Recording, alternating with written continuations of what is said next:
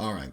Do you remember just a couple days ago when you saw all the news reports saying Trump has to pull the feds out? The feds are going to be out of Portland by Thursday. The city has won. The rioters are winning. The protesters have made a big propaganda war win because the feds are going to have to be pushed out. And that means the federal courthouse is going to be up for grabs because the state and the local law enforcement are going to be on the lookout. They're going to be on duty. They're going to come out and say, okay, no protests and no rioting. You can peacefully protest over there, but you can't be on federal property. And then as soon as they begin to riot, the feds are going to be gone. And the state and locals are going, we got overrun. And sure enough, they're going to burn the courthouse down. That's what they thought they were going to do. Instead, Trump said, no. DHS head Wolf said, no, we're going to keep feds there. They're going to stay until this is secure. We're not going to leave and just kind of swap out while the riots stay. And so because of that, they say, okay, well, the feds are still here and the state and local law enforcement are now out in force.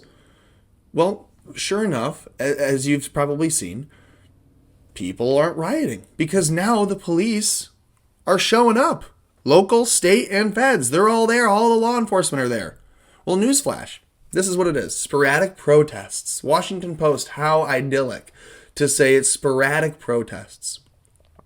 Well, the sporadic protests continuing across the United States this week while Attorney General Barr defends the federal response to unrest in Portland, Oregon. The federal agents there begin to withdraw, right? So that's what they're saying. They're saying as the sporadic protests continue, the feds are withdrawing. They chalk this up as a win, by the way.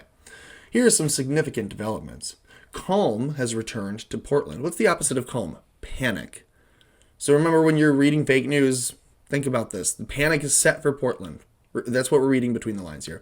Calm has returned to Portland on Thursday night as Black Lives Matter demonstrators stage a peaceful vigil downtown with virtually no sign of law enforcement. NBA players have returned to the courts wearing Black Lives Matter, equality, and other civil rights slogans on their jerseys. Yeah, in fact, I thought at one point you could get one that said kill cops, but you couldn't get one that said free Hong Kong. Here's the Department of Homeland Security compiling intelligence reports about the work of journalists covering the Portland protests. So you can find this. This is the Washington Post, Portland live updates, the protests there. And you can see it's pretty clear the propaganda that's being pushed here. So calm returns to Portland as the feds pull out. Well, the feds didn't pull out. You understand that the federal government still has forces in Portland. They will still be protecting the federal building so long as these police are doing their job of protecting it themselves. This is the jurisdiction argument. And DHS Wolf and the courts have already said, no, Trump doesn't have to pull people back. We don't have to pull people back. This is our jurisdiction, the federal property is.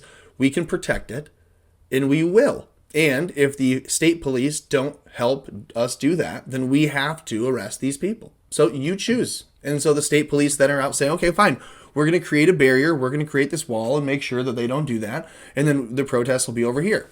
Well, that screws up all of the rioters' plans of burning down the courthouse. You got to ask yourself, why is it that all of the major Democrat hubs around the United States have riots breaking out where they're attacking police departments, precincts, federal courthouses, state courthouses? Why are they going after? I understand the whole, defund police argument. They're attacking the police because that's the thing that protects the people, ultimately, from them.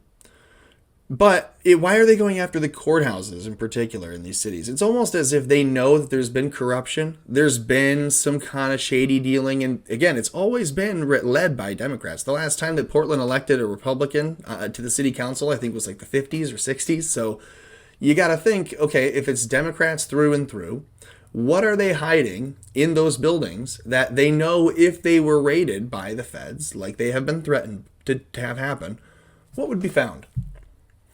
Could there be, as some reports have now claimed, antagonists in the field in Portland? People that are actually trying to, not really a part of any protest. They're not really a part of anything. They're just masking up and going in as an agent provocateur of some sort to go and then start a fire, to go and try to break in and try to encourage people to hand things out, to give Molotovs, to drop bags under a bridge and then tell this group, hey, here's where you can find some things to go and blow the building.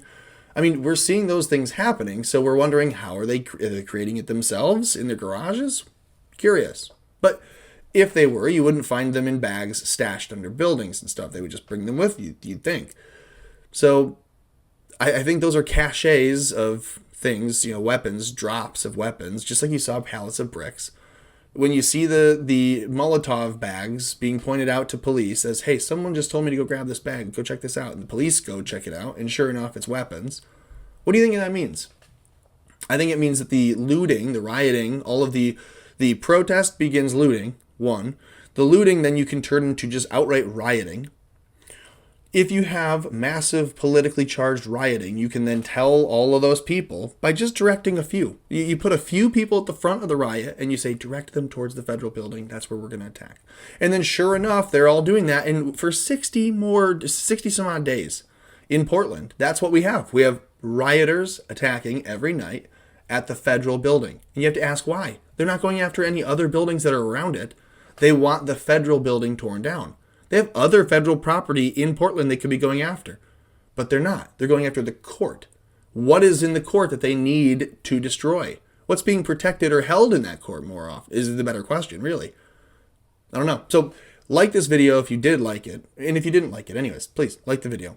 Comment on it. Let me know what you thought. Subscribe to the channel. I don't care if you watch all the videos. I don't care if you watch any of them. I'd love you to, but if you subscribe, at least then you may see them come up, whereas otherwise you may not. And then, of course, do as much as you can in the world to keep America afloat.